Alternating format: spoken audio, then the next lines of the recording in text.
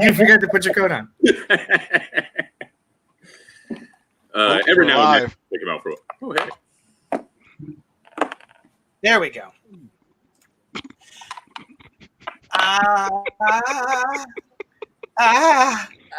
What's up to all our sidekicks and hench folk out there in the Geek Nation?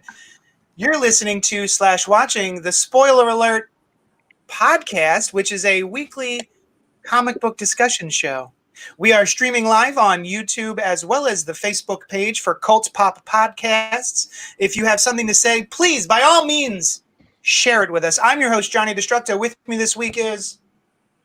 Oh, hi, my name is Noel. I'm here also. And then also... Yo, what's up? Holla at your boy. This is Len, a.k.a. the Bat Triple. And this dude... Brian. I'm Brian, and I'm here. Hi, Brian. Hi. Welcome to the show. Oh, thank you, JD. I'm so happy that you got it figured out, the pointing correctly. It's only taken me 3 months. Yeah. This is not my watch for time, but so much as my calendar. The wrist calendar. Yeah. Dick Tracy's wrist calendar. It's more emotional, actually. So I did not prepare because that's just my thing. Yeah. So I'm bringing up the letters. We got letters? Oh, we got lots and lots of letters. So I don't know if you guys have noticed, but what I've started doing is because that song is so bad here, and Noel specifically tries to make it as bad as possible, I actually have started copying and pasting the old versions of those when we were all in the same room. Ah. So we can just sit here in silence now, or just sort of mouth it? Two things. The first thing being, now it's out there that I haven't listened to the show. And the second thing is, for shame. How dare you? Yep. Melissa G is here. Hey, hi, I'm Melissa, and I'm here too. Afternoon, gents. Afternoon. Hey, Melissa. Thanks, Melody G, for tuning in. So I have brought up the emails. This one is from Christopher St. Saucy. Good night. Good night. And he sent. I don't know what's happening, Len. Usually, if people send us an email, we assume it's for gutter talk if it's addressed to both of us. It's both, right. Cult Pop and Black Tribbles. Right. But I mean, this is spoiler alert question. So my theory is that I'm so bad at maintaining the email list of what I should read on air is that he sends it to you as a backup now, just in case I miss the email. You will go, hey, JD, where's Chris St. Saucy Goodnight's email? So he's playing the field. That's perfect. Yeah, exactly. Covering the bases. At what point do you stop supporting new series? Hey, all. Just found out Skybound canceled Outer Darkness. A brilliant series, and it's just gone with no ending. It's heartbreaking. Chew is one of the more brilliant series, better than a lot of series that get fawned over, and has made me a fan of Layman for life. And to come up with something as brilliant as Outer Darkness, only to have it taken away, he can't shop it anywhere else. So my question is, at what point do you just stop caring / supporting? I have the same problem with TV shows getting canceled. It is so disheartening. Chris St. Saucy, good night. So basically, the comic book industry is playing with his heart. Go ahead, Noel. Why can't he shop it anywhere else? It's an image book, so it's creator owned. That's what I thought. Chris may not have been aware of that aspect of. Because he could kickstart an ending if he wants to. That's a relatively popular book, and by relatively popular, I'm not even talking about sales. You mention it, and most of us at least are familiar with the concept, even if we're not reading it from month to month. So that's, in this niche market, the fact that you just know the writer and the title, he can kickstart that in a heartbeat if he wants to just finish it. A kickstart beat. What's up, Brian? A kickstart beat. I like that. That was not why I raised my hand, because you hadn't said it yet. But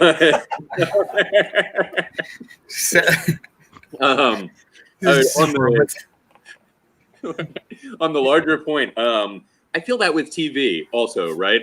And it's a consequence and a trade-off with our kind of modern, longer form storytelling that can sometimes or even often be storytelling that lasts over multiple seasons, that they are, like, especially with shows that have some kind of grand idea, you don't want to solve it before, and then the show's over. So in the old days when there were single episode shows, it was, you didn't really get an ending, or you got one ending or whatever, and they would just kind of run with that premise, and the premise would last as long as it lasts, and that was how it was. It's, it kind of sucks. It would be nice if we got an ending to all stories. But otherwise, it would just be a bunch of shorter stories that they knew for sure that they could tell.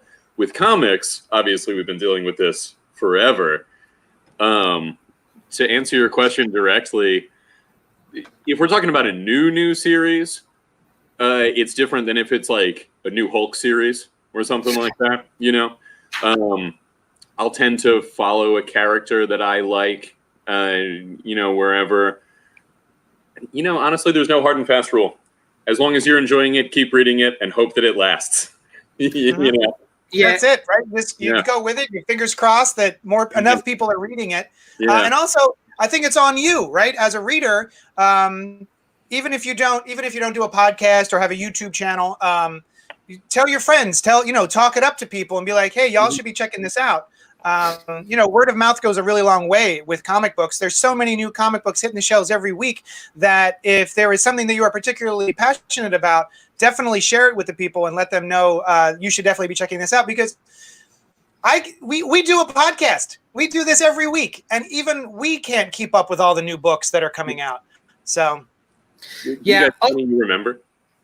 Like, I have a couple that I've just, every now and then I'll think about, and I'm like, man, that was a good book. If only it had finished, or like one that I only saw one issue of, and I was like, that was cool. Never heard about it again. I can't think of anything. But what I was gonna say was I think there's a balance. Like, it's great to have a larger arc and story, and that's what sequential storytelling is for, like television episodes and comics. But if you're only there's a balance. If it's only telling like that larger story, then if something happens and it doesn't end, or you have to invest 30 hours into a show in order for it to make sense, then that I actually think that's garbage. So like you want to service the eyeballs in front of you, as well as let them know you're going somewhere explicitly. So like there's a lot of books and TV shows that they're, like, don't worry, it's going to get good. It's going to get good. You just got to stick with it. It's going to get good. Don't worry. I'm like, no, I've got other things that I'd rather read or watch than like hold on with you. Yeah. Well, yeah, but I mean, that's an entirely different thing, isn't it? Like, this seems to be a book that people are enjoying. It's not a book that people are saying, just wait. Oh no, I know. I'm just like, that was only in response to what Brian said. The fact that like the larger arcs versus the smaller arcs, and I don't necessarily always have patience for the larger arcs unless you're giving me something that I'm enjoying today. So like something like Outer Darkness, I don't think it relates because it's a popular book that everybody likes from issue to issue. I see.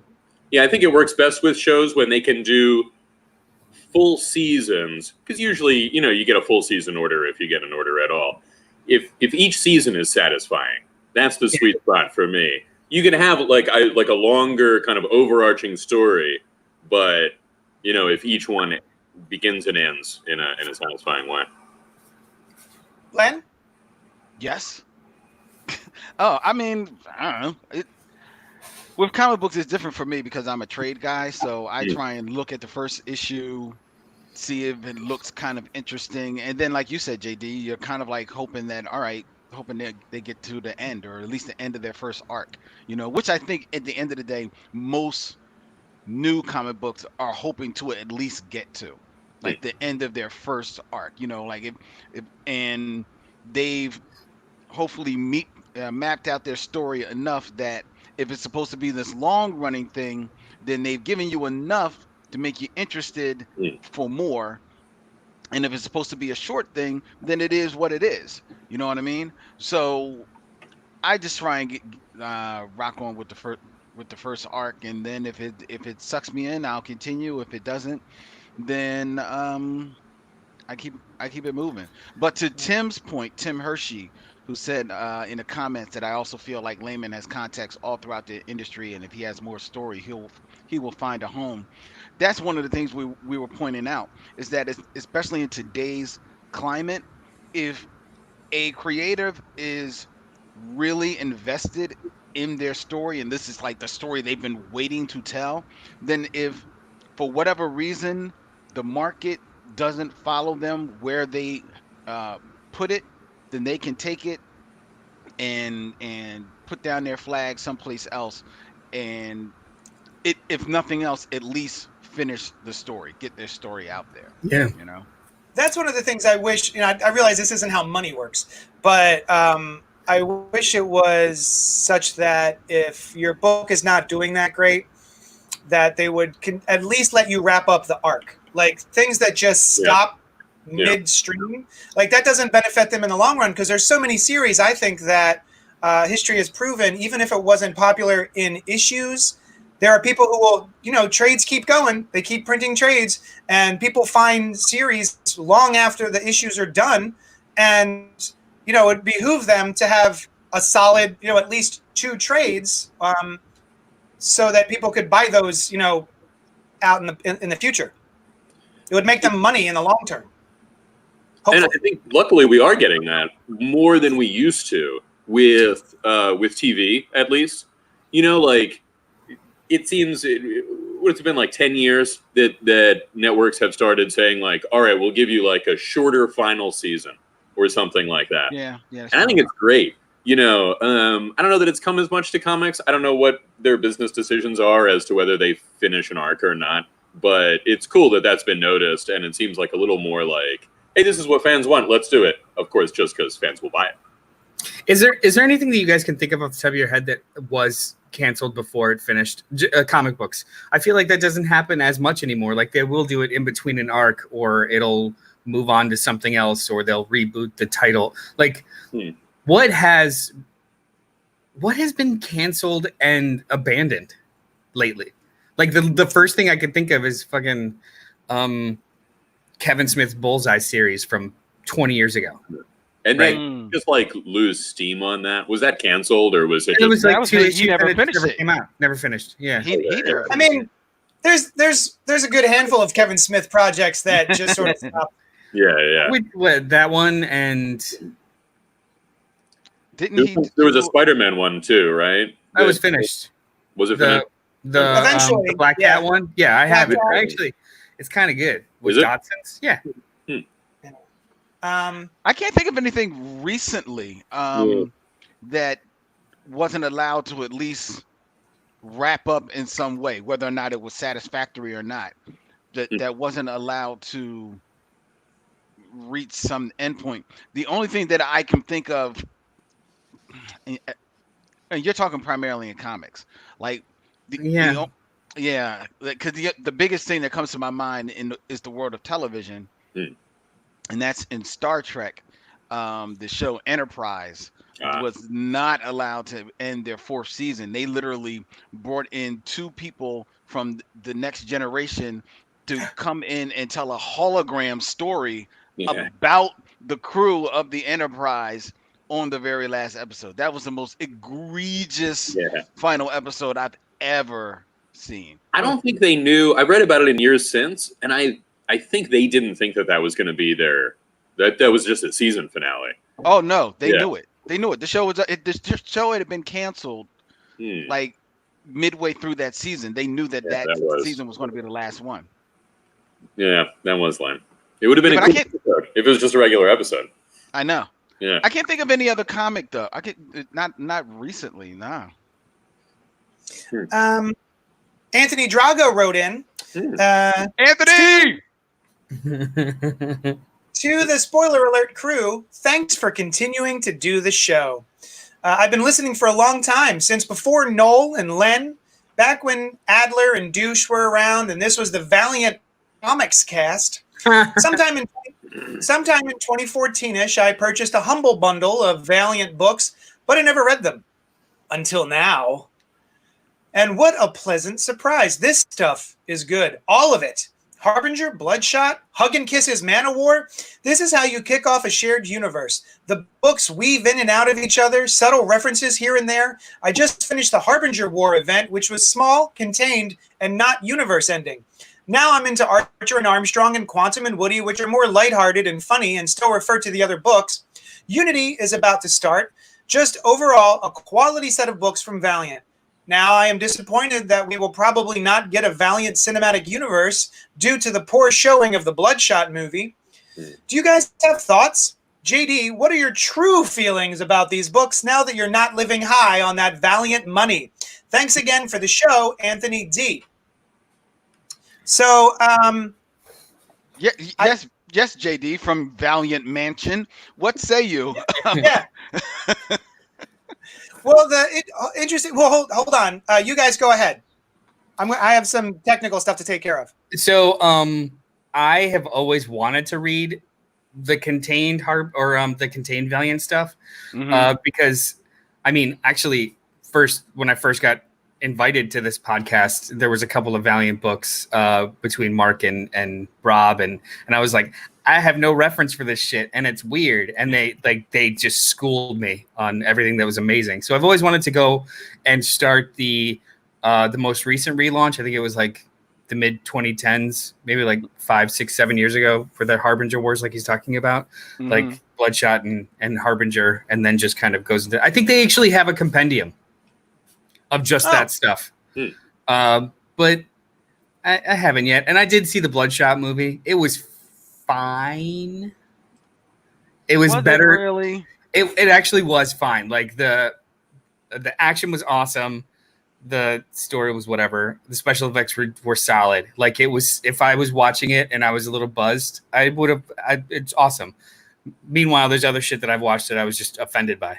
So like, it was fine. It was serviceable. I didn't read a lot of Valiant. As a matter of fact, the only thing I read of Valiant was Archer and Armstrong, and I remember enjoying that and thought it was kind of fun. Don't ask me about the story. I just remember it was like almost like this buddy cop. It's like a buddy cop comic book, and it was cool. It was funny. It was good art. But for whatever reason, I just didn't return to it. Yeah, and it just didn't. I think because at one time, if I remember, JD, you'll correct me if I'm wrong. I think at one time Jim Shooter was part of Valiant, and Jim Shooter is always like runs hot and cold with me as a creator and even as a comic book executive.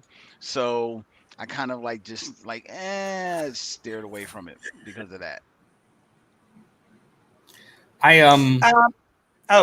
Max says Kevin Smith's Batman Cacophony was also not finished. And if you're Brian, 4 Kids Walk Into a Bank was unfinished as well.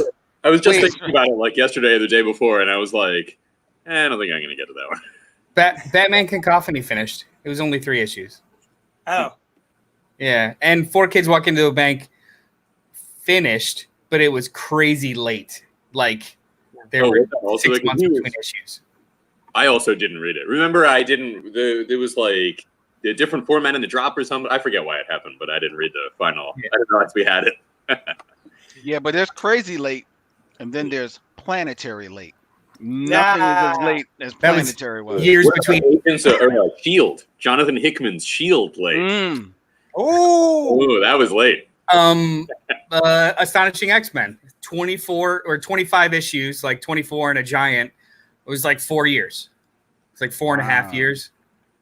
Action Comics, which was like an entire year with 1 issue, and is Action Comics. Like, of all the comics to be. Do you remember that when it was Jeff Johns and Richard Donner with one of the yeah, but they kept printing other stories in between, though. Like, the title didn't go away. Yeah. I was reading an issue at the time. It was the Last Son thing with Christopher Kent. Did it not? It finished, but they were doing like Busick issues and stuff in between. Like, it kept going. It just was other stories, and then they would every once in a while have the Kubert art and the rest of this arc. Yeah, it was weird. It was terrible. Valiant. They were asking me about Valiant, and Valiant was a sponsor of the podcast for quite a while, and it was wonderful. But the reason they contacted us about it is because every episode we were like, "Are you guys reading Valiant? Holy shit! This Valiant reboot has been dope. You guys got to be checking out Valiant. Let's read Valiant." And we were so excited about it and so hyped for it that Valiant was like, "You guys want some money to just keep doing what you're doing?" And we were like, "I mean, we're going to tell you, we're going to say if we don't like it." And they're like, "No, that's fine." So it's not like we were getting money and saying, "Oh, thanks for the money. You're great." It was, "Oh, this is great, but also you're going to give us money?" Dope. And then after a while, I think the universe sort of went too big and everything became little mini series as opposed to ongoing series that tied into each other. And then it became impossible to figure out which to read. There was no indication on the covers of like, oh, this story takes place and then you read this story and then you read this story. It was just miniseries. And if you lost track of it, kiss it goodbye. You have no idea where you are. So that was a little frustrating. And then we just sort of, it petered out for us. It sounds like the Mignola-verse. Like you have to know the chronological order of every single different miniseries with different titles and subtitles in order to follow the plot in any kind of linear fashion. Yep. Yeah. Are they doing anything now? This is related to a box that he bought a while ago and never read, right? There's no... Yeah. Okay. Yeah. They're doing like a Bloodshot series now, aren't they? Oh, I'm sorry. Yeah, Valiant is still around, and they're still doing all these books. I just don't read any of them. Okay. Was there like a new launch of stuff? I seem to remember an Exo Men of War. There was like maybe a reboot of Exo, or yeah, that's the relaunch I was talking about. I think it's the same thing. Yeah, it's like I want to say like 2012 or 2013 or something like that. Yeah, all that stuff was great. Joshua Dysart and Dwayne Swazinski and someone else. Like, Jeff Lemire. Yeah, there was a sweet spot there right in the beginning of Valiant where all of the books were good. And it lasted for like maybe 2 or 3 years. I always loved Dr. Solar Man of the Atom. He wasn't part of that. No, but it was published by Valiant. That was a Gold Key book or something, right? Back in the day. Back in the day, I for some reason I think Valiant may have picked it up, and I don't know. Valiant picks up a lot, like Magnus, Robot Fighter, was an older, was like a 50s or 60s era comic, right? Yeah. I thought Dynamite picked that up. Magnus Robot Fighter. Yeah, the only reason why I know that is because I got a humble bundle from Diamond, and there's a fucking random issue of that in there with like some Red Sonja book and some Vampirella book. Yeah, Dynamite may have picked it up now because Dynamite is very big on picking up like older properties now and trying to reinvigorate them. But I do think that around that time, Magnus, I seem to remember him being in the Valiant. I think so. There weren't as many independent companies at the time either. This is like I'm talking like early 90s. I guess is when Valiant kind of made it. Oh man, one day we got to do a show just looking at all the comic book companies that came and went, man. Especially back in the Wizard days when they used to introduce a new comic book company almost every week. And all of them were owned by Rob Liefeld. Well, there's some imprints that have gone up and like just to support one book and then disappeared. Last night I watched The Last Days of American Crime and I forgot that it wasn't Image Comics, it was Radical Comics. Oh yeah, when it first came out, and it was just they had 2 books and but when the titles came up on the screen, it was Radical Pictures, and I was like, I have to look this up later, but I bet that it was just it's an IP think tank that just had a comic and then eventually wanted to turn it into another property. Jason Lavochkin, who comes to the Hero Complex book club every other week, Livewire is amazing at Valiant. Oh, all right. How long has Livewire been going? Is that a recent series or a mini series or an ongoing? Just hit us back and let us know what's up. We'll wait.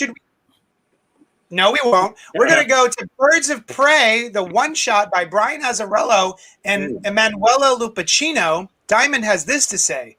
Black Canary's life has spiraled out of control. Her personal life is going through the ringer, and her band is in crisis when an old flame resurfaces only to flicker out and set her on an all-new mission against an all-new opponent.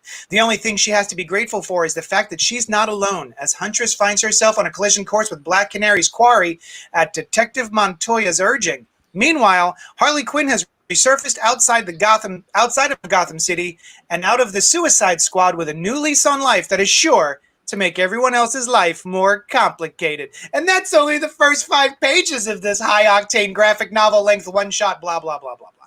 Did you just read it? You just read the whole issue for us? Yeah, you're welcome. So, Noel, you liked this book. Tell us why. Yeah, I did like it. I really loved the art. Knowing how this book kind of came to be made me a little more forgiving about the pacing. It wasn't originally what's that story? It wasn't originally supposed to be a little OGN or prestige issue. It was actually supposed to be a Black Label series, and then it was a Black Label mini, and then it just turned into we're going to pull all together everything that we have and kind of fabricate an ending, and here's a single story. Okay. So knowing all that, it was like, okay, so I know that maybe going in the pacing is going to be a little off, and my expectations were a little lower, especially lately. I haven't really dug much of Azzarello's writing. His dialogue really upsets me for the most part, and not in like a terrible way, just in a stop it kind of way. Like, this is not how humans talk, even when they're fictional humans. Just stop it. But despite all that, I really liked Harley here. I really liked Black Canary here. This was more enjoyable than the movie for me. I really liked the bad guys. I liked the way that he set up. So it's like a meet cute with all of these characters, and I like the way that he set up the opening with the drug cartel killing that individual and how it relates to the others, because it just felt organic how they all met together. The case having different like tendrils, and I really dug the Joker kind of being off panel the whole time. Yeah, there's a lot of really great things in here, and I think it's a detriment that it's just an OGN as opposed to. Yeah, I also like that Harley is having a therapy session with herself. Harley is talking to her pocket mirror. And in that pocket mirror is Dr. Harleen Quinzel. And she's talking to herself throughout the beginning of the thing. You know, she's just gotten out of Arkham and Arkham? Yeah, because she was released. Belle Reeve. She was released on good behavior because of her stuff in Suicide Squad, which I don't think I've ever seen yet. Like, they keep holding on to those villains in the Suicide Squad, Task Force X. And then I don't think I've ever seen them be like, "Oh, you did your time. Go ahead, have fun." So it was kind of cool that they did that. Bronze Tiger, but then he just but then he's just still on the team. He's like, you know what, I'm gonna be on the team still. Yeah, we had talked about this recently with another Harley Quinn book. The way that she's written is either awful, like a lot of writers have trouble with the way that she's written, and this is the first time I've seen a writer actually treat it like a disassociation, so she can be whip smart at the same time as crazy, corny, and cheesy and off the wall by doing this kind of association plot device, as opposed to she's completely erratic the whole time, which is not enjoyable to read. Right. Go ahead, B. No, you go. I was just going to say the one thing that I appreciated about the bit that JD was talking about with her having like the counseling session with herself was that for the first time that I've seen because you've seen that before. You've seen that in the comic books before, but usually when you see it, the conceit is that they'll draw her opposite talking to herself dressed as Harleen Quinzel, more in like the doctor look and everything like that. But with this comic book, she's talking into the mirror, and all you are seeing is exactly what she would see in the mirror. Most of the time it's just her lips, or if she's catching a reflection, it is really just her reflection in the mirror. And you don't get that she's having that conversation talking to herself except because of the dialogue. That the other, she is speaking almost as if another person, you know. And I really like the way that played out. Right there. Yeah, I You can see wonder. It I took wonder me- if they do that because in panels, maybe it's a little difficult. You might have readers who are thinking she's on a cell phone with somebody or something. Do you know what I mean? So if you show her and it's a mirror, like if you show a different version of her, they might think it's someone else. So Yeah, but comic books usually, I've seen comic books like, you know, not care about that type of stuff, Sure. and because what you do is you just show it in, like, you know, like a fuzzy look or something. Like, you know, you can throw like a filter on it now. But I just really appreciated that. I also liked, like I've mentioned before. I mentioned like last week about how I haven't appreciated what DC has done with the character of Black Canary in a lot of things that I've read. And while this one is not a return to the Black Canary that I love, she definitely feels more, you know, more assured of herself, closer to the Black Canary that I knew. You know, like, you know, a forthright hero, you know, about her stuff, you know, comfortable in her own lane. That's the whole reason why she has a Birds of Prey, because we don't, you know, we're here in Gotham, but we don't have to follow his example. You know, we'll do our own thing. So I really like that. My question to all of you, though, because maybe I missed it, I didn't know when did Huntress become brown skin? Like, I didn't know Huntress was. I mean, I had this question the last like Birds of Prey book, because she was very brown on the cover, but not in the book. She was just Hispanic. But in New 52, Helena, right? Helena? Not Valerie, because I always want to say Valerie like the actress. Yeah. She is biracial. So like in New 52, she's biracial and a part of Spiral with Grayson in the Grayson book. But I don't know where anything really is continuity wise, if the other version ever existed or if this. So it's just they kind of cast it how they want. I think it was them trying to do just Italian. And, you know, because she is Italian, you know, like her last name is Italian.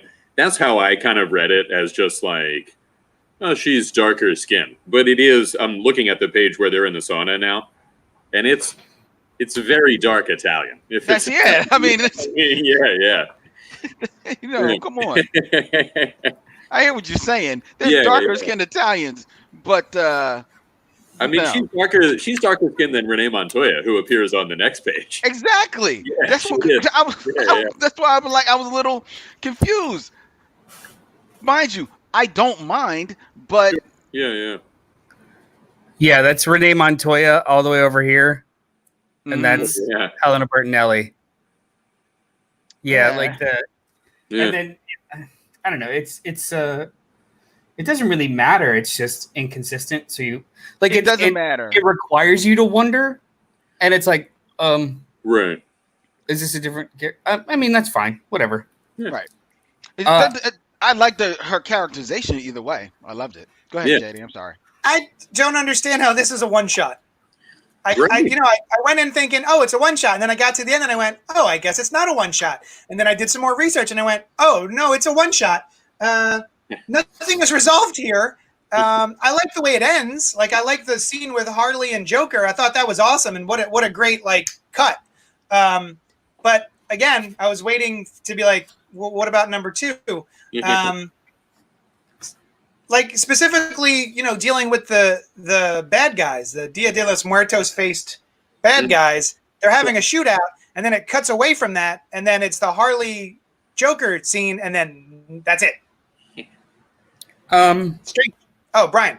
Yeah, I did the same thing. I was reading it and I was loving it. I was like on the ride and really enjoying it. And then it gets to the end and I was like, is there more? I had to look it up to see the whole story that you said, Noel, about, well, it was going to be and it was not. And so I give it a lot of leeway for that, just because the journey of it was so much fun.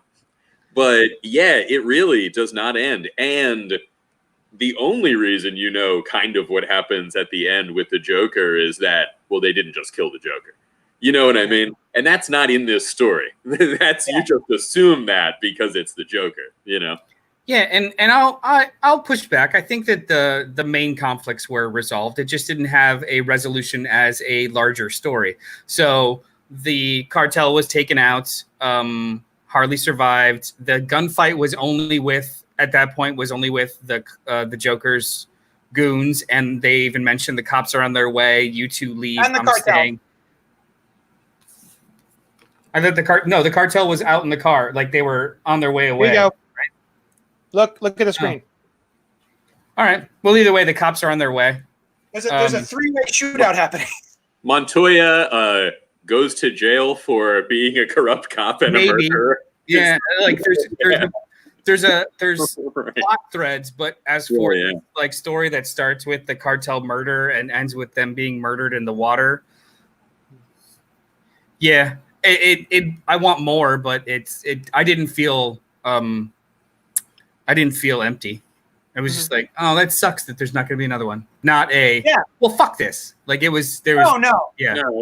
My fuck this only came from his stupid fucking wordplay. This stuff that Brian Azzarello tries so hard to do, and it works sometimes. There's some times where it works, and two people are having a conversation, and they yes and each other conversationally, and. But most of the time, I find it off-putting, and it just makes me have to go back and reread passages sometimes. And there's an entire thing here where Harley Quinn makes a joke, and I just don't even understand it. Like it's not wordplay that I can figure out. She says, "Oh yeah, you mean bee's knees," or something like that, and I was like, "What is this? What's happening, Brian?" I think you had mentioned it earlier, so I was like. I was prepared when I was reading it. I was like on my guard. I think that she is saying, because there's some comment about it being a joke, right? And she's like, oh, you're not joking around. You mean bee's knees. I think she is saying it in a cutesy, Harley talks crazy way of saying business. You know? You mean bee's knees. Bee's knees. That's where I read it too. Yeah. Yeah. It's not the fact that I got it because you prepared me to try to wonder is not a refutation of it not making a lot of sense. Like it's a weird thing to do right there. You know, it doesn't flow as it's for the people out there, it says, see, he couldn't see that's first of all, here we go. See, as in Spanish for yes, see, he couldn't see things our way. So we gonna distribute ourselves. If your man is looking for a cut, maybe we have one for him. And I'm holding a knife to your throat. Get it? A cut? And she goes, ha, ha, ha. And he goes, this is no joke. And she goes, I get it. You mean bee's knees. Fuck out of here. What are you doing? Yeah, there's no bee seated earlier in the conversation. There's no, it's. There's a couple things that he did. Like I was trying to look for instances, but I don't even care. There's a couple. I'm not gonna find it. Just read it yourself. But there's a couple of parts in there where he will. There's repetition and lack of punctuation to be cute or to be smart. It's like aping an Aaron Sorkin style, and it's just like, just stop. People in this story, there's no requirement for them to all sound like that. It's like it's a near miss on something that maybe was trying to be cool. I don't know. And I was looking for, it's funny you said that, Noel. I was actually looking for examples and got tired of looking. There were a couple of times in here where I felt there were grammatical errors in what was written, and I had to reread it. It's like, did I read that wrong? It's like, no, okay, there's an extra there that doesn't belong. And that like threw me off. Also, and this is a small thing, and this is definitely a stylistic thing.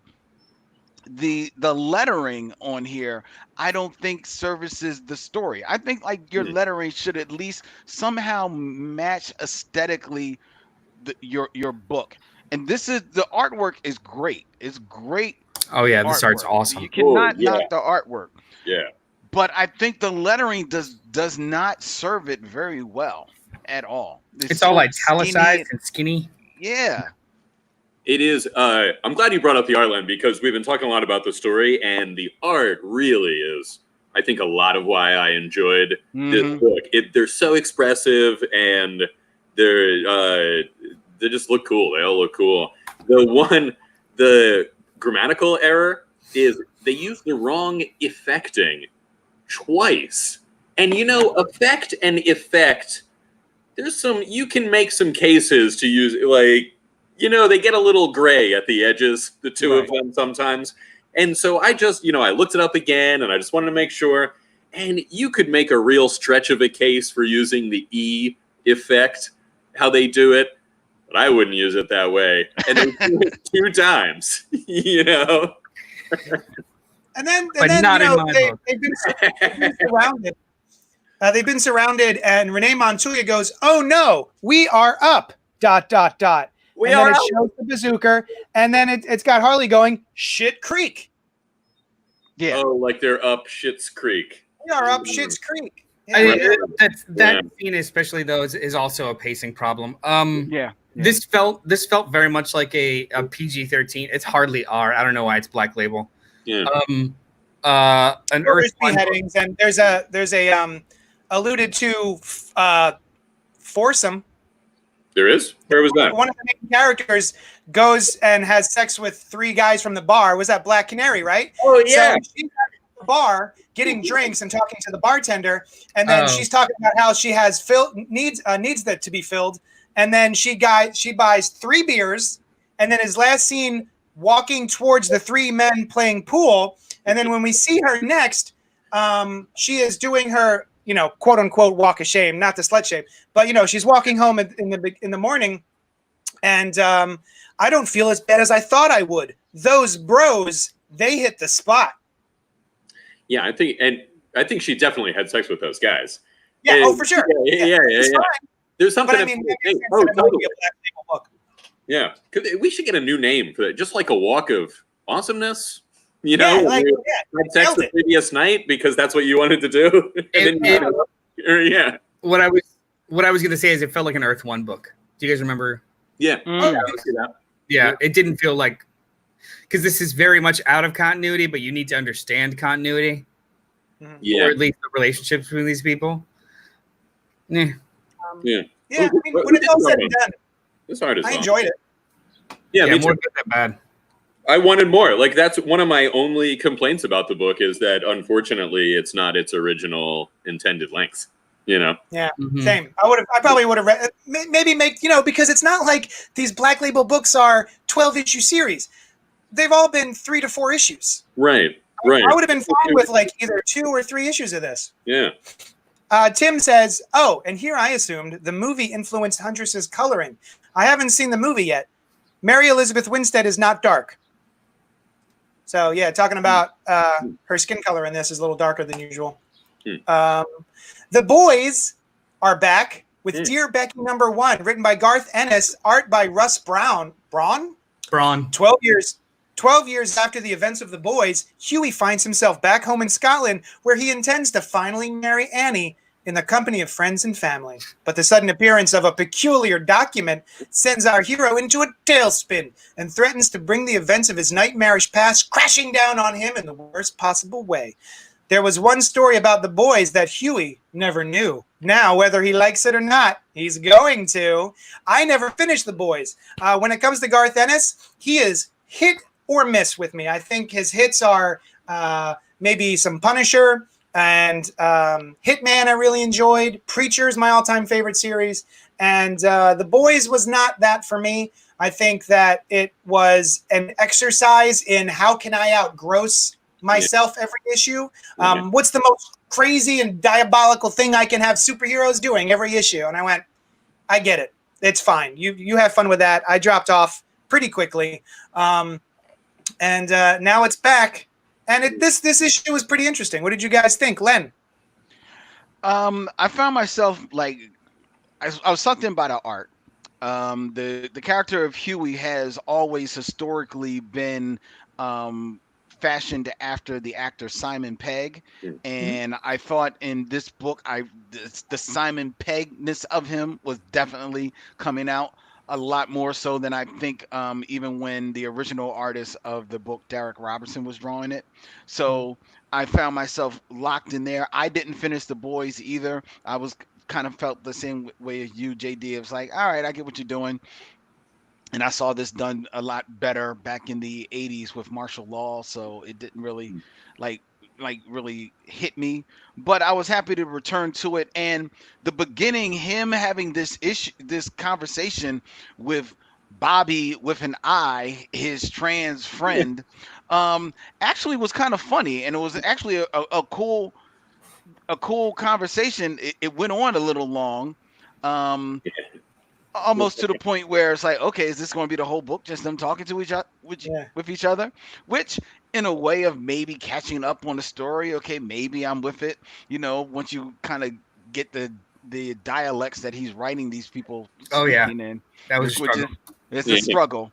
But at the end of the day, when it finally kicks into gear a little bit of the story, I didn't understand what was happening. I didn't care. I didn't. When a little kid is introduced and they're going at his tongue, I said, okay, I know what you're doing here. I know who this kid is supposed to be. I can see the writing on the wall with the comedy beats about to come, and sure enough, it comes, and it doesn't land, and I just did not care. If it was not for the art, which is good art, I am not going to knock the art. The art is very good, expressive. It's very striking. Yeah, it's with it. And if it wasn't for the what is it, Amazon series, which is what's really bringing them back into the populace right now, which I did enjoy that series. Oh, that Amazon.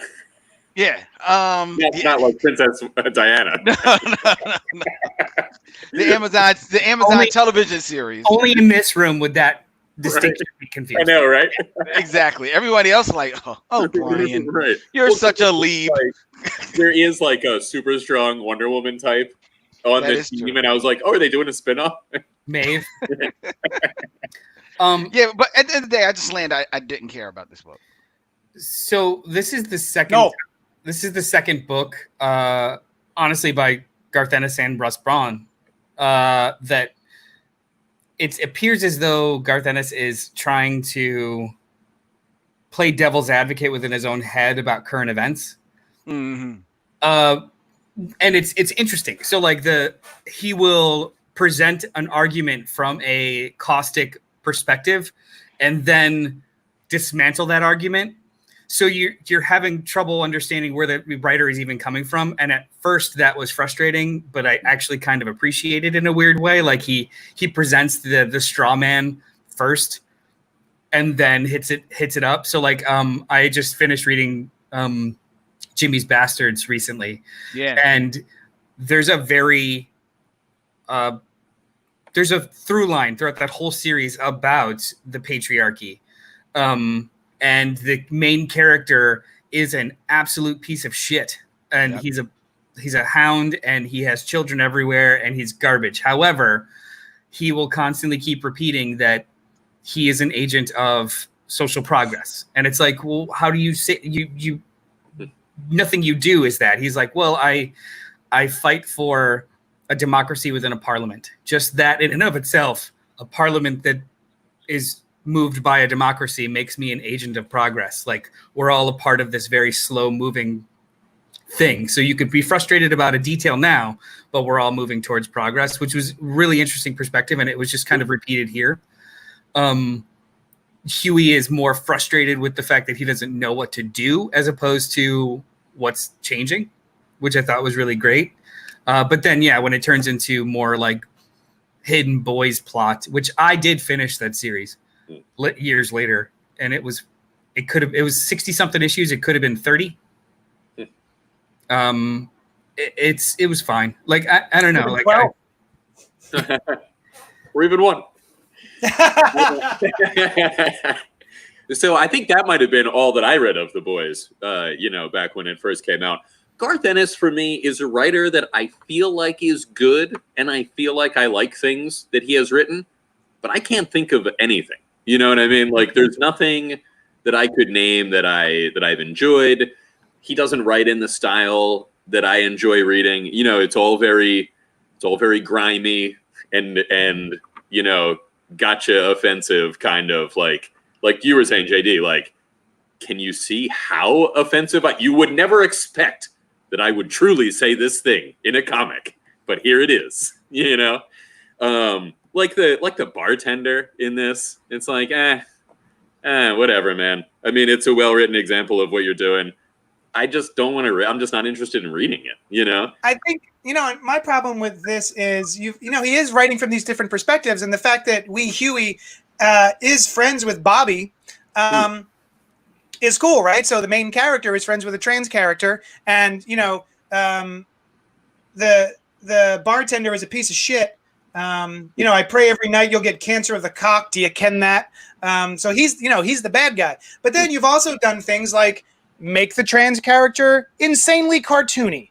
The fact that they're like a huge bodybuilder, but then with a wig on and really over the top makeup, it almost feels like it's making a joke of it. So I've got this dichotomy of like, well, you've made them best friends, but then you're also portraying them in this way.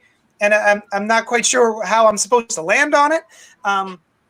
And again, like Len said, I don't care about the boys, so I don't really care about the fact that he found what's his name, Billy Butcher's diary. Is he Carl Urban in the? Yes. Yeah. Okay. Yeah. And you're right, Len. There's so much of this is like it's conversation, and then reading this diary that I'm like, I feel the same way as you, JD. I'm like, well, it's I don't know, somebody's diary. Why is he on the floor like this? Exactly. I still don't get why he's on the floor.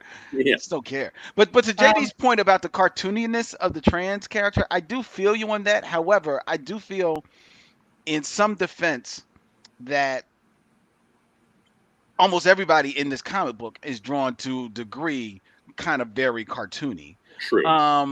And I guess because at the end of the day, the character of Bobby is very comfortable in her skin, and Huey's relationship with her is 100% depicted on the level of just friendship, irregardless of who is on the other side. It's just that this is my friend.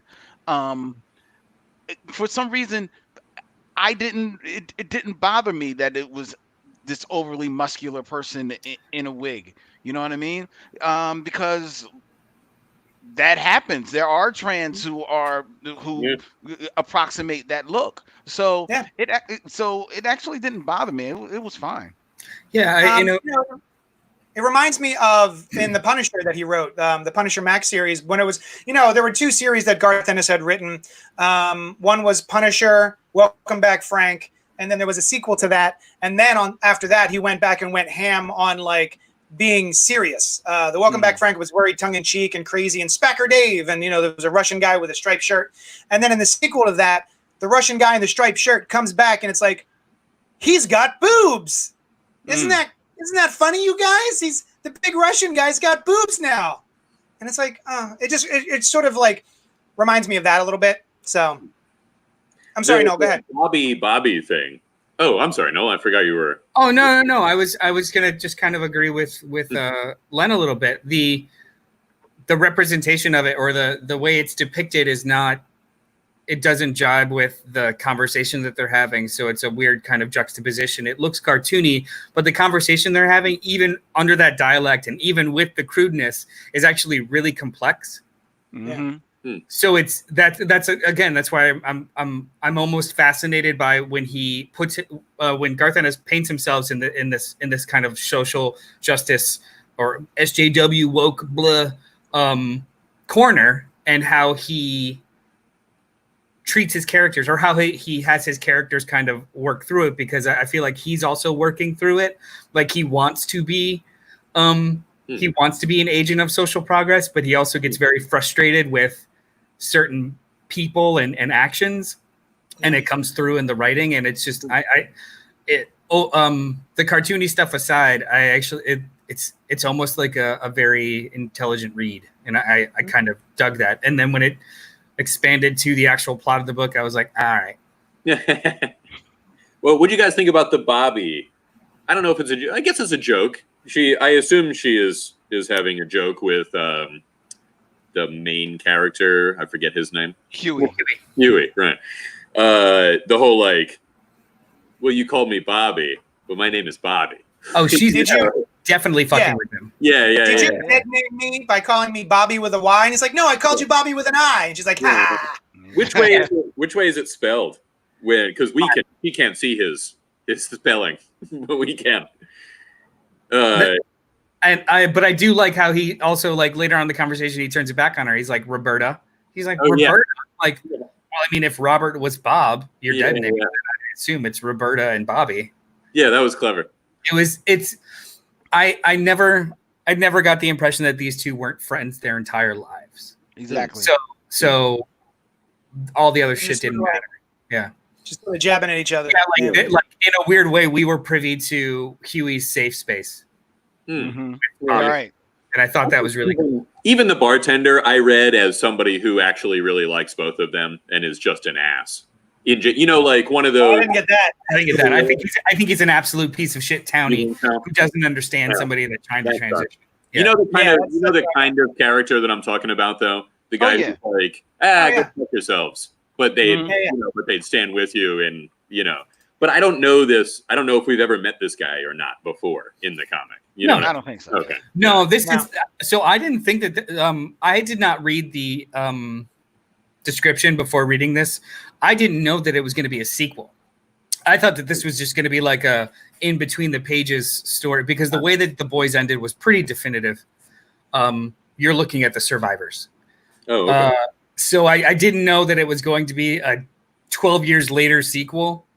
So I was actually pretty surprised and shocked. Like, how are people going to be alive? Are things going to happen? So I am kind of interested as to seeing how this comes into play, because reading the description for the next issue was learning about a mission he wasn't on and it affecting his current life, which I think might be kind of interesting. Is she one of them? Was she an original part of the? No. Okay. Yeah. It's a friend from school, or a friend that he grew up with that transitioned in between. He, for the purposes of the book, he's been missing for 10 years and doesn't talk about it. Oh, okay. Jason actually wrote back in, Jason Lavochkin, to answer our question. Livewire from Valiant was a mini. Last issue 12 was published back in November of 2019. So thanks. So he says we should check it out. Moving on, Far Sector number 6 from DC Comics. Writer is N.K. Jemisin with art by Jamal Campbell. Tensions in the city enduring are high as the emotion exploit, the mandatory genetic tech that strips citizens of their emotions in the name of peace, is up for referendum. But Joe's attentions are divided when Counselor Marth makes a surprising and distinctly emotional overture. This book is great. Yeah. What did you think, Brian? This book is great. And that was a cool cover, Noel. I have a different one. This is impossible to read right now without thinking of what is happening in the world right now.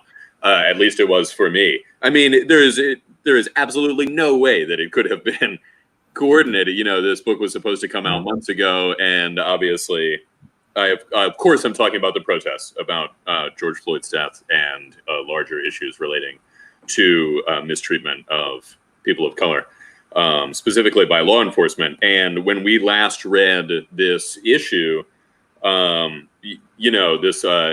people had opened fire on these protesters, and it was a very different of the world. And I thought it was great. I thought it handled it in a great way. JD, I know you love this panel because you sent it to us, where the counselor is like, I'm stepping down. And they're like, oh, did you force it? No, I did. I made a mistake. Do people on your planet wait until people call them on something before they admit their mistakes? How weak. How weak. Yeah. I thought it was amazing. Well, you shared that panel and I shared right back. The next panel is actually the one that's the most powerful for me. Hang on. In the days when aliens ruled us, protesters were summarily executed. But it occurred to me, belatedly, that emulating our colonizers might be inappropriate. Exactly. Emulating our colonizers might be inappropriate, which speaks to the dumbest fuck argument of, well, it's how it's always been. No. And it's like never a good reason for anything. Yeah. This was such a powerful, great piece of, fiction that almost was like a little rough to read, because it is so prescient with what's going on now. I actually found myself like I had to like put it down for a little bit. Sure. Like, oh, all right, man, I ain't ready for this right now, dog. I ain't ready. I got to go read Nail Biter, and then I picked this really quickly back up. But we'll get to that later. But yeah, man, this was a good book, and I loved.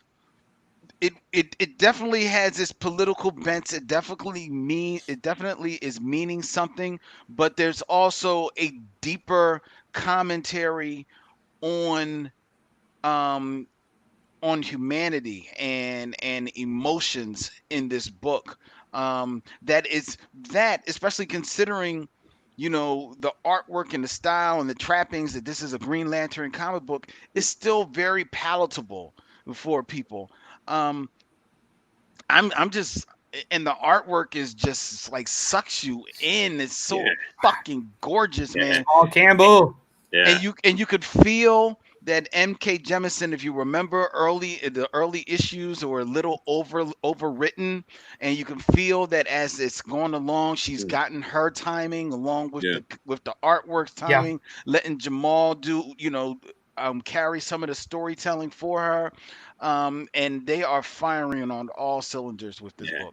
Yeah, a lot of the issues that I had with the early issues was they're gone. They're absolutely gone. I did have trouble with that, like those info dumps of here's the full history and conversation of this race, and here's the other full history of this like it was more world building than storytelling, and I couldn't handle it. I still contest that I would have preferred an appendices than all of that shit in the panels. I would have rather just done extra reading than tried to make it organically fit in the panels, right? Like John Hickman. Yeah, no, I would have loved that. Interstitial. Yeah, absolutely. I love a good sci-fi character appendix. Like sometimes in the back of the first issue or something, where it's like, here's the major races, here's their tech or whatever, like that kind of thing. Yeah. I find it fascinating if it's a good story, which it felt so clunky within the art to just have like an aside with Joe being like, this is the telepuppy. Like, all right, just stop. Didn't bother me. I know they needed to catch me up on a lot of stuff that's going on in this very specific world that does things very specifically differently. So, I mean, it was a lot to take in, and maybe it could have been done better. But now that that's all done, awesome. That's what I mean. So like it's no longer an issue that I even have, and honestly, it's so good now that it makes me appreciate that then. Which, again, I feel like this would have been awesome as a double-sized or an OGN or two large prestige or something. I'm not sure the chapter issues is the way to go with a story this rich, but and she's a novelist, right? Like that's there have been a couple that, and I think that is seems to be a common thing when transitioning from starting a career as a novelist and then going into comics, and the sequential nature, or not sequential, but kind of packeted nature of it. And anyone that felt overburdened, if that's even the right word, by the first 2 or 3 issues of this needs to just fucking get over it and go back and if you drop this book, come back. Because I'm all day I'll admit that I was wrong. This is fucking fantastic. And it's 12 issues, right? Oh, sorry. That was it. It's 12 issues, right? It's a mini. To be fair, I haven't heard anyone besides Noel, like in real life, saying that they don't like the book. You know, I mean, everyone I've talked to is like, this is awesome. Yeah. Jason Lavochkin says, Joe is one of my favorite GLs. The art by Jamal Campbell is insane. I personally am hoping for more from this character moving forward. Because I agree, she's a great Green Lantern. I'm really interested in her. I am interested in every Green Lantern except Hal. Can we move him off the plane? God, everyone else is so fucking. I'm more interested in Guy Gardner. Ooh. I'm more interested in Nort. I love Guy. He sucks. I love him though. I mean, I like Hal, and I like having him around. But I'm totally with you about like, let's explore all the other ones too, because there are so many awesome Green Lanterns out there. I only like Hal because of the quality of the stories that he was in. If it was Kyle at the same time through the whole Blackest Night Sinestro Corps thing, I would have probably liked Kyle better. Yeah. I also know. Oh, sorry. No. I remember thinking, and I think we all were on the same page, that like we want to know more about what her deal is. Right, like specifically her Green Lantern deal. Like, why is the ring different? What's the story? Oh, and the last one, I totally forgot. It's been so long. The last one, we got a little info about how she got there, and the Guardian came, and she was like, "I don't understand why you people act this way. Here's a ring." You know, I found myself not really thinking about that in this issue. I still want to know, but I was more taken by the story now. You know, and what's happening. I don't. So the differences with her ring are honestly the biggest difference is just the fact that it recharges itself over time. So it's just like a strength measurement. Yeah. When it looks different, which it's like there's something. It looks more mystical or something. There's something up about it. You know, it's certainly more ornate. Than Green Lantern rings are usually very utilitarian. It's got the logo. It's either a circle with the logo inside, or the ring itself is the logo. And this has a lot of like ornamentation around it as well. I don't necessarily understand so for this mission specifically, the only thing that I think is missing is that they haven't talked about why it needs to be a different type of ring. There's nothing in this at all that kind of, at least yet, speaks to the fact that it needed to be a different type of ring as opposed to just a power battery. Yeah. So I hope it's part of the story other than just being different. Even if not, though, it's not a deal breaker. I just don't. It would be strange to introduce that and then be like, "Wait, what? Never mind." And it's not even like it wouldn't be a good enough explanation that this city enduring is too far away, because that hasn't the Guardians of the Universe. And also too they hide the lanterns in little pocket dimensions, right? Like it's fine. Yeah. Brian, you know what time it is? JD, I'm just going to take a guess that it's time for a Thunder Round. Oh my God, you're so right. Wow. So I think we only have one of those up on the docket for today, and that is going to be Noel, who read the Catwoman 80th anniversary issue. Do you want to tell us a little something about it before you start, or you just want to do a Thunder Round? It's an 80th anniversary, 100-page prestige issue with, you know what? Hang on. Before we do a Thunder Round, let me count the amount of stories there are. 1, 2, 3, 4, 5, 6, 7, 8, 9. There are 10 different short stories by people like Paul Dini, Chuck Dixon, Ann Nocenti, Tom King, Will Pfeiffer, Ram V, Jeff Parker, Liam Sharp, and Ed Brubaker. Okay, you got 60 seconds. Go. This was a wonderful read. Of the 10 stories, there were 2 that were a little lacking. And by lacking, I mean like either the art was really freaking weird or the story was really stupid. Other than that, this was great. It went by the decades. It's literally 10 stories of like 8 different decades. One in the middle that I think is probably going to get the most attention is Tom King's story with Michael Janin. I think it's a bit of a precursor for the Bat Cat story that he's telling. She's pregnant. They have a child. Her name is Helena. Speaking of interest. Yeah, it's a thing. And like they fast forward to the future and him dead and stuff. Like it's really wonderful, and I can't wait to actually read that story fuller. There's a couple of other really cool things here and there, but the thing that hurt the most was the Kelly Jones art. I'm not sure what Kelly Jones is popular from before, but I know he's an old head. It's awful. The Will Pfeiffer story is actually really great. It's kind of a fourth wall breaking. End of round. That's it. Shut up. It's a good book. Kelly, just to answer your question, Kelly Jones is famous for a long run on Batman, which I think was also written by Doug Monk, and he was did a probably like the biggest like reimagining of Dead Man, like as an actual more skeletal look. Mhm. He's Also, no, he did the Hood miniseries by Oh, yeah. Brian K. Vaughan. This is like early '90s when he was on Batman. Len, is yes. that okay? Yes. Yeah. Yes, he did the Batman Elseworlds where Batman I think it's called Red Rain or something like that. He fights Dracula, and then Batman becomes a vampire. Yeah. I think there's like two He's or three very of those. good at monsters. Yes. Yeah. It's a Clayface story, so Yeah, there you go. but Um, it's awful. We'll do another quickie. Harley Quinn, Make 'em Laugh #1, written by Mark Russell with art by Laura Braga. It's hard out there for a freelancer. Looking to make some quick cash, Harley takes on odd jobs in her many wheelhouses, therapizing bad guys and tracking down stolen art from the Gotham Art Museum. The only reason I brought this up is because I know Noel loves Mark Russell. Yeah. Digital first, right? Digital first Mark Russell. He's been doing a lot of the digital first. His Swamp Thing is awesome.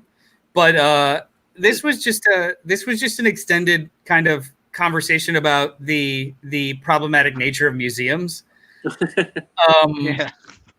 Juxtaposed against fucking weird Harley Quinn. So, I mean, I enjoyed reading it, but is it good? I don't know. Probably not. Yeah. No, it's not. I enjoyed it. You know what? I liked the solve, on the mystery of how it was happening and what, and the fact that Clayface was posing as a statue and had but changed his hand, which I wouldn't have thought Clayface would need to do that. I thought he could ride it out, but I thought that was cool. I also like this costume on Harley Quinn. But yeah, I thought it was just like kind of a. It wasn't a very deep story, but I enjoyed it. I enjoyed reading it, and I think one of them. I think Harley is like, yeah, but this lets people see art. That's cool if they're in a museum. That's nice. That's good about museums, which I agree with as well. I don't remember the whole ins and outs of their argument, but yeah. It's like art is not meant to be. Art is objective, or art is subjective. But objectively deifying or putting it someplace out of the reach of the intent is potentially problematic. But then if it wasn't for museums, where would they be? It would be with some rich snob who doesn't share it with the world at all, and back and forth. It was Mark Russell loves doing this shit where he will take a larger conversation or a hypothetical and then put it against a cartoon character. He did it with Wonder Twins to amazing effect that I wish all of you guys would read eventually. So these stories are kind of like hitting on those or scratching that itch for him. Some of them are more successful than others. This is kind of like out of a 10, this is like a 6. All right. Yeah, I mean, I liked it. I don't think there was my one reservation. They don't talk about museums in the sense of like, oh, they have taken these from people, because that is a critique of museums, but I just don't think it comes up. This is about art. This is not about, this is like Van Gogh's painting hanging in a museum. Should it be there or not, kind of thing. Yeah. All right. I think it should. And they should just be free. You should just be able to go in and look at them. That's true. Yeah. Sorry. Unless it doesn't sound like anybody else has anything on this comic. He did not seem to care too much. I just thought that I get what you're saying, Noel, about the conversation, about the commentary on museum and art, and it was kind of interesting. But at the end of the day, I just did not give a fuck because I thought that the art was like horrible, and that just pulled me out of it. And the art does not service the story well. It jumps around very, very haphazardly, so that you have to kind of like remind yourself, oh, we're here now in the story. Like, oh, we've changed places here. And I don't know what kind of Clayface this brother is drawing. With like razor mouth. Yeah. I just didn't dig the art at all. I just I was like, ah. I think there's some really great elements of the art here. I think there's a lot of strengths. I like this version of Clayface. A lot of the faces are pretty interesting, but there is this strange positioning of characters. Like this one feels very strange to me. Mm-hmm. Like, a lot of the posing seems stunted and very static. But there's like a little bit of Joel Jones in some of the faces. But yeah, I'm not super into it, and I never got around to reading it. I love the cover. The cover's great. Andrew Robinson. Mm-hmm. Great. But anyway, let's move on to Nailbiter Returns, #1 by Joshua Williamson and Mike Henderson. 16 of the Brian has something he wants to say real quick. JD, if I might, I was just wondering, do you have a Patreon account? Is that the kind of thing that you do? It is. Is it? It is. Oh my goodness, it is. If you go to patreon.com/Johnny Destructo, you can help out the show. You can also go to jdsherocomplex.shop and buy a trade paperback or a gift card from a store. Thanks so much for asking, Brian. Oh, you're welcome. Well, it was really self-serving. I wanted to know that information, and I didn't already. Okay. Yeah. It's weird that you wouldn't know it already, being friends with me. So I'm glad you asked. Actively remove it from my mind like Hank Pym did with the Ultron thing and the Age of Ultron story. Every week I remove I was about to say, he does this every week. Every week. At the end of every day, he goes and he goes through all his memories and he's like, delete. Gone. That's like the third time Age of Ultron has been brought up unprompted this week. I thought everyone hated that crossover. Oh, yeah, I did not enjoy that comic. I'm gonna reread it, but it keeps coming up. Nailbiter Returns #1 by Joshua Williamson and Mike Henderson. 16 of the world's worst serial killers were all born in the same small town, but Agent Finch and Sheriff Crane solved and buried that mystery, didn't they? Violent copycat murders imitating the infamous Buckeye Butchers have begun in Portland, Oregon, and if Finch wants the killings to stop, he'll have to team up with the daughter of the nail-biter himself. Now, Len had asked for his own Thunder Round. Before we started talking about this book, you got 60 seconds. Go. So my job here on Spoiler Alert is to review comic books. So one of the books that we were reviewing was Nailbiter Returns, which looks like a horror comic book. I'm not really into horror comic books, but I said I'm going to sit down and read this comic book. So I looked at it, and the cover of it is a young man with his eyes gouged out, drowning in a sea of eyeballs, which as a horror comic book is a very horrific image, which as a horror comic book actually does a good job because it is very scary, or at least I can say it scared me enough that I said this is a great horror comic book because the cover scared the shit out of me and I'm not opening it. So So this book is great. Job well done, Nailbiter. Winner as far as I'm concerned. End of round. So Len, you didn't read it? This book, I looked at that cover. Now, mind you, maybe it's because I was reading the books late at night. So it was like 3 o'clock in the morning, and I was sitting in an all dark house. But I looked at that cover and it just kept staring back at me as I was trying to figure out what was going on. And I said, you know what? I'm not going to do this to myself. So when you picked up the Green Lantern and you were like, or Park Lecter, and you're like, I'm going to go to Nailbiter, and 1 second later you were back. It was literally. It was like, you know what? If that was your experience, it was better than mine. Go ahead. I personally didn't like this. It was contingent on, I guess there was a previous series of however many issues and these 16 serial killers that were all thwarted and they all came from the same place. I'm assuming it's something supernatural. I didn't like the art was just fine. The setup was opportunistic almost. It was just like, oh, the daughter of the killer is in the bar. Who's this? Who's that? And the mom was missing. Like it just felt very orchestrated, which is fine. It's a plot, but because the other stuff really didn't kind of fill in those entertaining gaps, I noticed the seams. I don't like the design of all of these killers. Like they're all edgy. Yeah. Like the clown car killer, the nail biter, it's like a weird band. I don't know. It wasn't scary. It was just silly. I had no idea that this was based on a previous thing. Yeah. Well, that's what I liked about it, because I felt coming in on this, I did know it was a thing. I read the first trade paperback and it was pretty interesting, but then I fell off. And I still felt like you could come into this book as if it was a brand new series and they're just catching you up on, the previous happenings of the universe, as opposed to having to have read the issue before. I thought that it handled that very well. I actually enjoyed it. I thought it was fun. It didn't blow my socks off. I'm a big horror fan, and I thought that this was cute as far as horror is concerned. So yeah, I mean, I would continue reading it. It makes me want to go back and finish the previous series. So yeah, I didn't hate it. How long did that run? I'm not sure.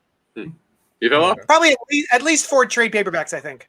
Okay. That makes it, in my mind, a little bit better that I found myself reading it and I was like, all of this is thrown into this reality. Like right now, like there was a town and there were, for some reason, 16 serial killers that came out of this town.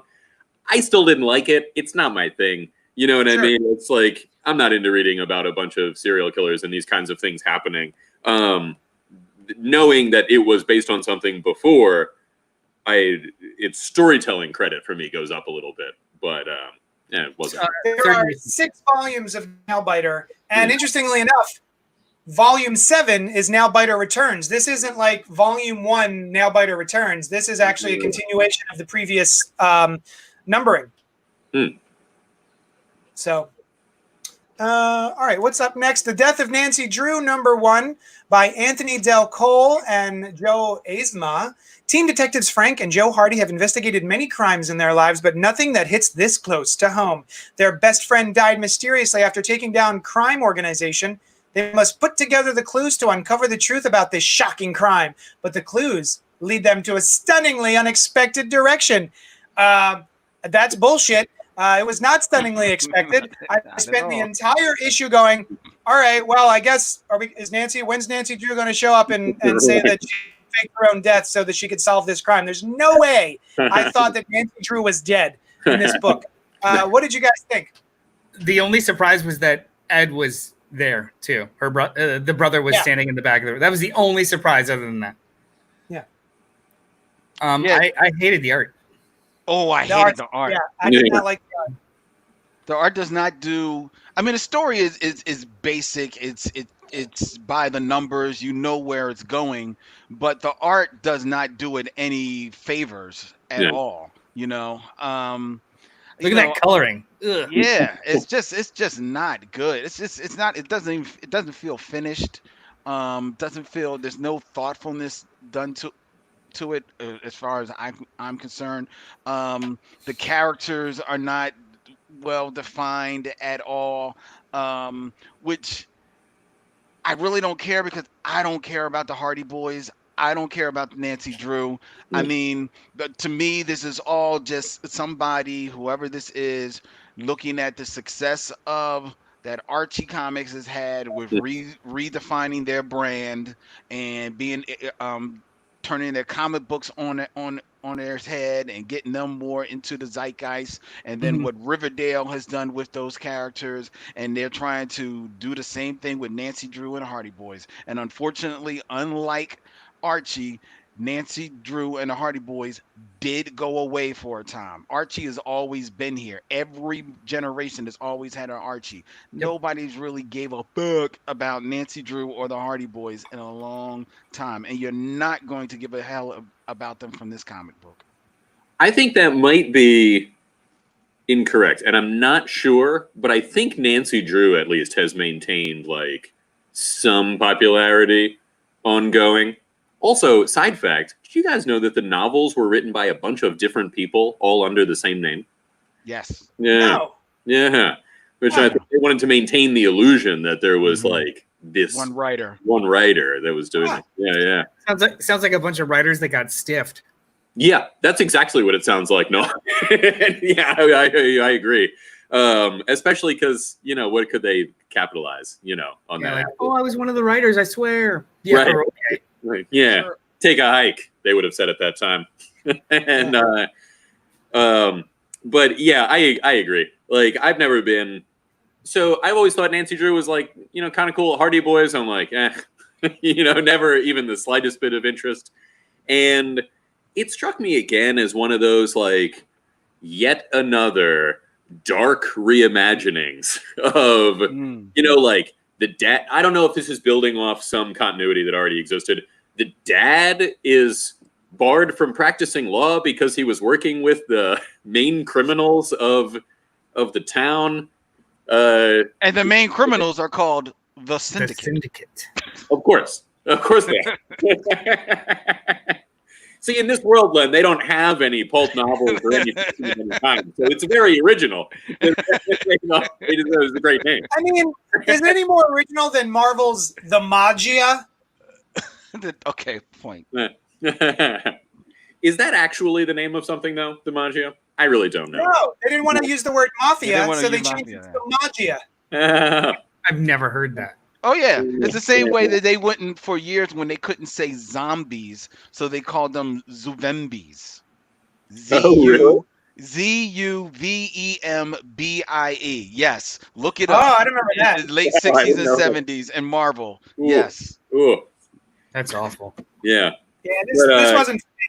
Yeah, me either. And the reveal, it was like, the question was, where is it going to be? Is it going to be on the last page? Do I have to go the whole issue to see if it's happening or not? Yep. Yeah. It's kind of shitty though that she would include one of the Hardy Boys and then be like, "Don't tell your brother." Yeah. Well, it's the little brother, right? So the little brother is the one that's in love with her. Yeah. The older brother in college along with her. So it's stupid. It's pretty shitty of the brother too. They are the Hardy Boys. They are a team. Each one as important as the other, I assume. I really don't know. if this world can break apart the Hardy Boys, then what the fuck do we have left? Exactly, Noel. All right, guys. Thank you so much for joining us. As Brian mentioned earlier, you can go to patreon.com/JohnnyDestructo and help out the show. You can email us at coltspopgo@gmail.com. There we go. I did it. And let us know what you think about anything. I don't care what it is. Just I'm lonely. Talk to me. And Noel, where can the people find you? Here every week with you fools. On Twitter at Mr. Bartucci, MrBartucci, or in the Cult Pop social media feeds. I will respond if you incite my name 3 times. Len. No. There he is. No.